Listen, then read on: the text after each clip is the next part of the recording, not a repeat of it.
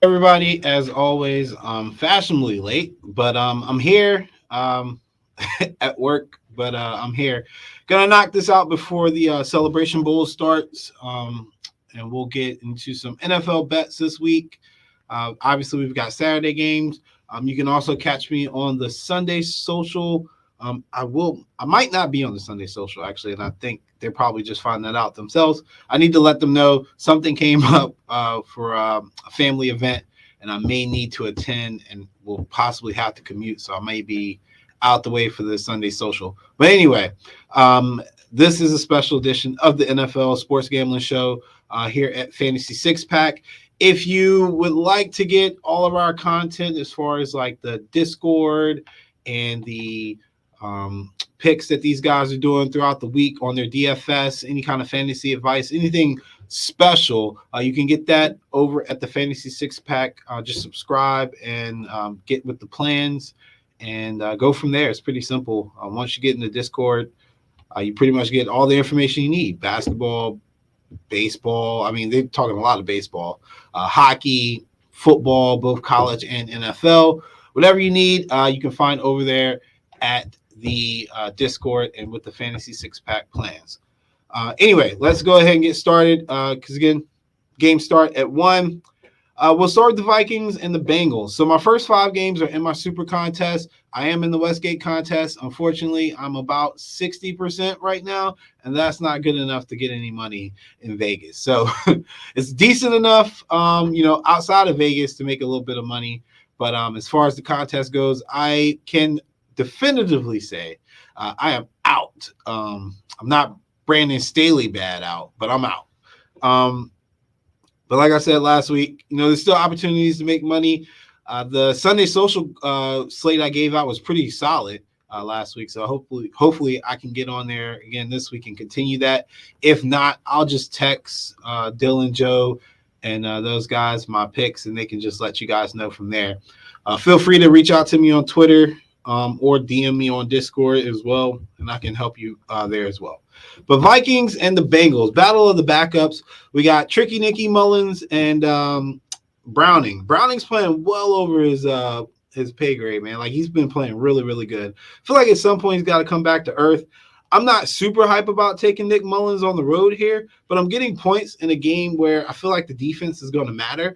And I want to go with the Vikings defense over the Bengals defense. Now, Nick can give it up for sure. He can. But there's something about Flores in this defense that kind of makes it difficult for people who are not big pre-snap readers, because a lot changes once you snap the ball. And I think that'll confuse Browning. So I'm going to take my points in what should be a competitive game. Mullins isn't lighting the world up. He's not going to be the reincarnation of Josh Dobbs in the sense that he's going to light a fire under the team. But he does allow them to move the ball more vertically down the field. And I think for their offense, with the addition of what's his face? Justin Jefferson coming back again from an injury, they need to go downfield. And he's going to allow them to do that. The backup, Hall, he's not terribly awful either, and he's a little bit more athletic. So if they have to put him in, I still like them to have a chance to cover this number. You would like it to be 3.5 if you're backing the Vikings. You like it to be 2.5 if you're backing the Bengals. But I'll go ahead. Contest-wise, they're only going to give us a solid number, so I took the 3. Next game, Steelers at the Colts. Steelers +1. This is where I get on my soapbox a little bit. I know everybody's going to be like, yo, you're crazy. Steelers suck. They kind of do, all right? I don't have any explanation for the game against the Patriots. And I'm on record on this podcast, actually, saying that I was taking the Patriots money line. But I'm reversing now. I'm taking the Steelers this game. So one thing about the NFL, we kind of have to get out this mindset that it's rigged. It very well possibly could be rigged to a degree where, like, people are making calls to sway outcomes and things like that. But in the grand scheme of things, some of these teams just suck, and they're human. And sometimes they just can't get up for games. They just can't. Like, just because the Raiders didn't score anything the week before and they're going against the Chargers next week, it's not totally shocking to me that they had their way with the Chargers defense. And everybody's like, this doesn't make any sense. It makes complete sense. The Chargers suck. Their defense sucks. And it's not just that they suck from a personnel standpoint. It's schematically, whatever they do on defense doesn't really make sense. Guys are just running around covering spaces, and they don't know why they're covering the spaces, or they don't know why they have these assignments. There's a real dysfunction in that Chargers organization, which Staley gets the blame for it. He was running the defense, and he's gone now. But if you look at that team, look at how they've played week in and week out, it makes complete sense that the Raiders would get right in that spot. Now, 63 points? No, I didn't expect that. But 27 to 28 points, for sure. Like, this team sucks.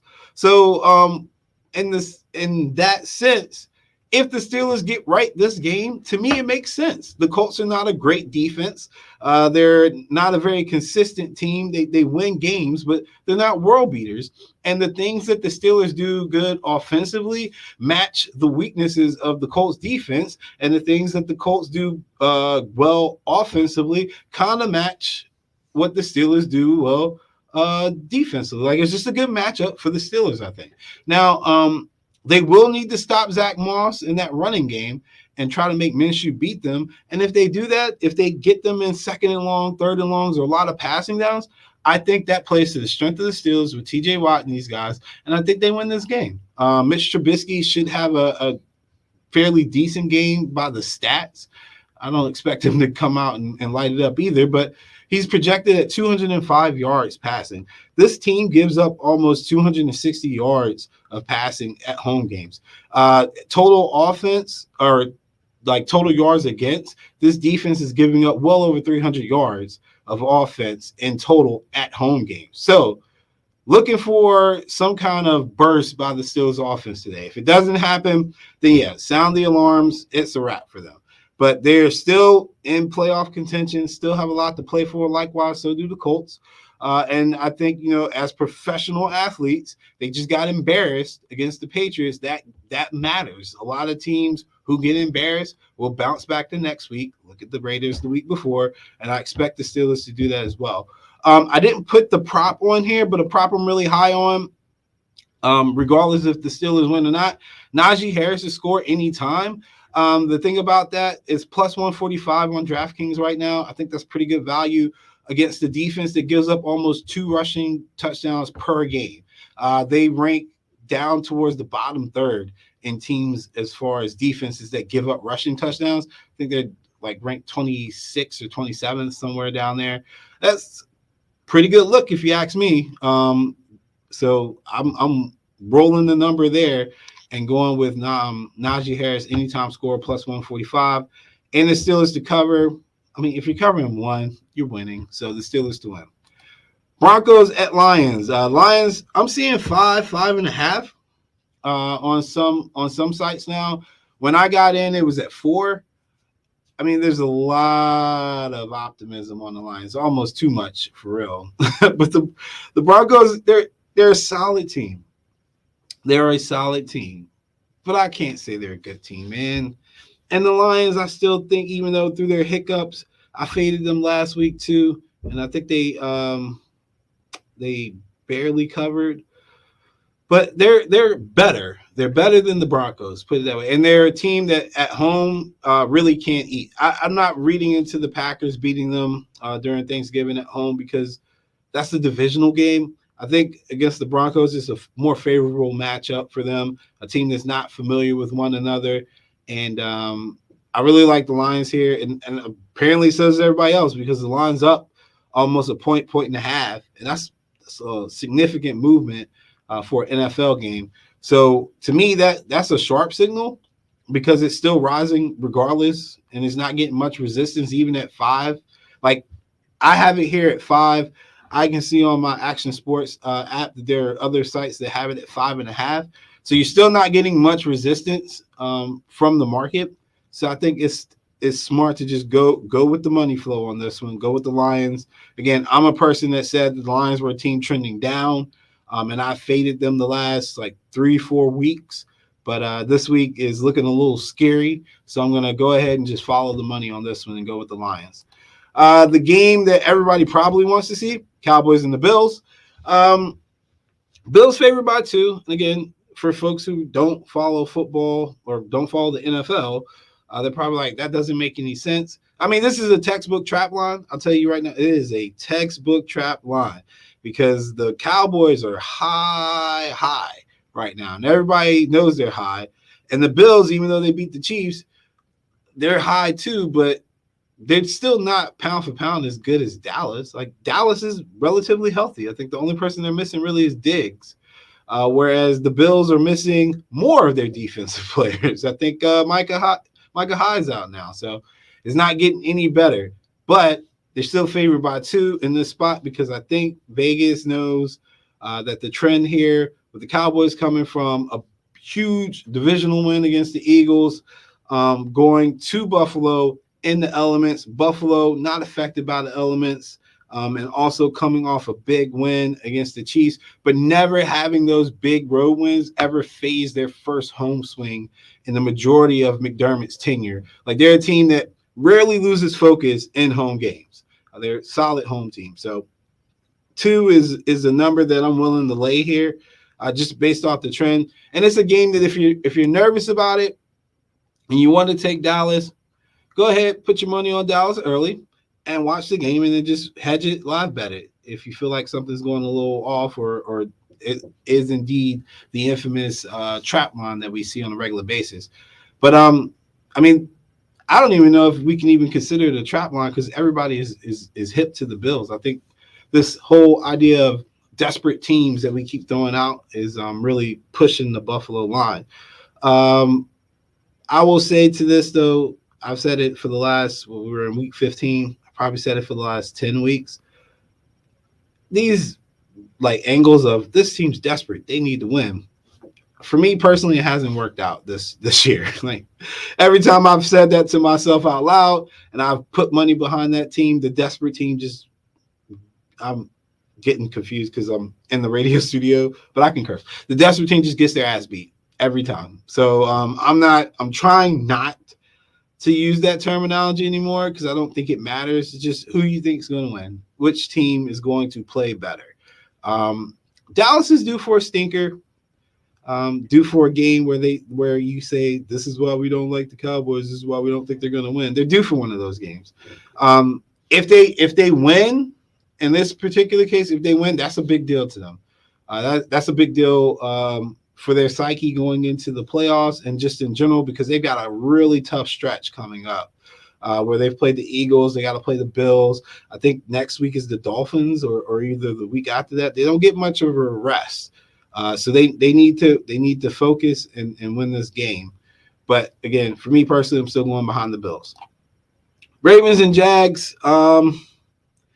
Ravens are favored by 3. Still not really understanding why people are not capping this as if Trevor Lawrence is hurt, man. Like, he's not 100%. And I don't know what they shot him up with or what they taped him with that made him serviceable in the last game.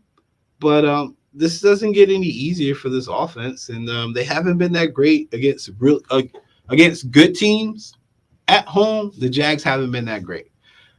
So I would not be surprised if the Ravens come in and punch Jacksonville in the mouth like the Niners did. Ravens need a statement win. They need to set the tone because they're about to travel to the West Coast and play the Niners. Look at his spots.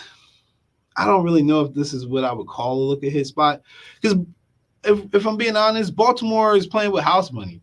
They're a game up thanks to the Dolphins losing against the Titans last week.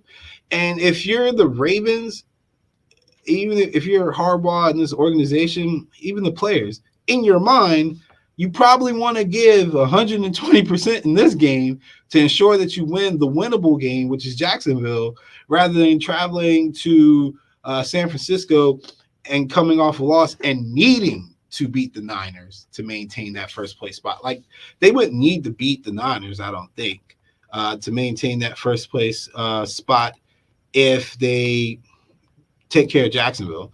And then they still have the head-to-head against the Dolphins, I think, in a couple weeks, where they play the Dolphins. And if they beat the Dolphins, even if they've lost to the Niners, but they beat the Jags and Dolphins, and they clinch the first place. So I like them to cover here and play hard. And then I get to my honorable mention games here. Honorable mention number 1, Bears at the Browns. Bears +3. I will continue to try to get as much value out of these Chicago Bears as I can. I am once again going Bears money line to hopefully ensure that I get maximum value on this play. Bears are a lot better than people want to give them credit for from a gambling standpoint. And when you have a quarterback that has the ability to run as well as Justin Fields, it's a different dynamic even for elite defenses to kind of account for. And so I actually like the Bears to make this a little more difficult than what it will be or what it should be. The weather's not going to be that great, which again isn't even advantageous to Cleveland because Chicago weather typically sucks this time of year. And so they'll be right in their element. So all things considered, I'm going to side with the more athletic quarterback and the more dynamic quarterback as far as his ability to impact the game and go from there. So I like my points with the Bears. Second honorable mention game, to all my DeVitos out there, Giants +5.5 against the Saints. Saints should not be favored by more than 4 against anybody in the NFL. I don't care who they're playing, even if they're playing the tanking Panthers. They should not be favored by more than 4. They are awful. Derek Carr is awful.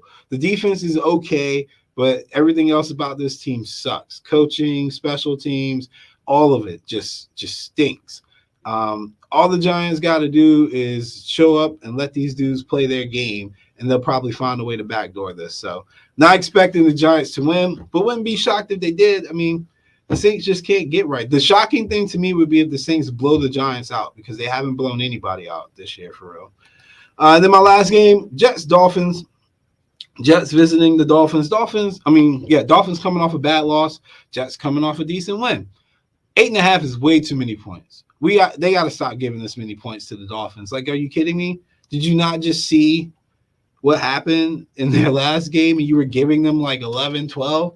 And the Titans better than the Jets? No, absolutely not. And it's a divisional game. Like, that just doesn't make any sense to me.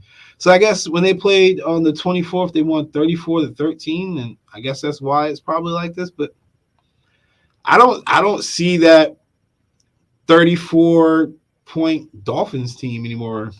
I just don't see it. I could be wrong, but I just don't. I think that's way too many points to go. But I've even seen on some markets where it's almost up to 10. Like, man, that is a lot of points to give to a division opponent. And the Jets defense is good, man. And what's the status of Tyreek Hill? How healthy is he? Who knows? And they just lost their center, Connor Williams, their starting center, which, believe it or not, matters a whole lot. In most offenses, it is significant. In Mike McDaniel's offense, it is significant in the Kyle Shanahan offense because there's so much movement going on the line of scrimmage, and you got to know what you're doing out there. It's important to have your center and your tackles. You can get away with the guard hurt now and then in their offensive scheme, but if your tackles are out and your center's out, it pretty much deteriorates significantly. And that's not saying Trent Williams. Like, Trent is an impactful left tackle for the Niners, so throw him out the equation. Even our right tackle, if he goes down, like, it's significant. You can tell. And I think they had an injury on the offensive line earlier in the season, and there was a huge drop-off for that one particular game, and then the guy came back. But either way, I like the Jets here. Again, not taking them to win. I don't think the Dolphins are that bad that they would lose or blow back-to-back games like that. But, again, would not be shocked if it's competitive, especially after they blew them out roughly 3 weeks ago. If they come in, they're super motivated, and it's competitive, and they keep it within this number. So those are my picks. That was a 20-minute show. That's probably a record. If you want to play it back, that's great. If you're like, what just happened? just message me. Just message me, and I'll explain it to you. But yeah, the beginning of the Saturday slate, I got the so I got the Vikings here, and I got the Steelers. Those are your two games that I'm looking at today, and then everything else is pretty much up for grabs, man. Good luck to you guys. I'm not always right. I just try to be right as much as I can when it comes to this stuff. And if you see something I don't see, feel free to talk to me about it, because there are trends that I don't recognize. One of my friends picked out the Patty Mahomes rushing yard trend last year, and we killed that thing for about 2 months before they adjusted the line. And that's just one small example, but I didn't see that. I never knew that Patrick Mahomes rushing yards was under like 10, and he does one scramble and he picks that up. So, and he doesn't get sacked enough for you to even worry about any of that affecting your rushing stats. So that's, again, just little things like that. Anyway, good luck to you this Saturday of NFL, and we will catch you guys tomorrow on the Sunday Social.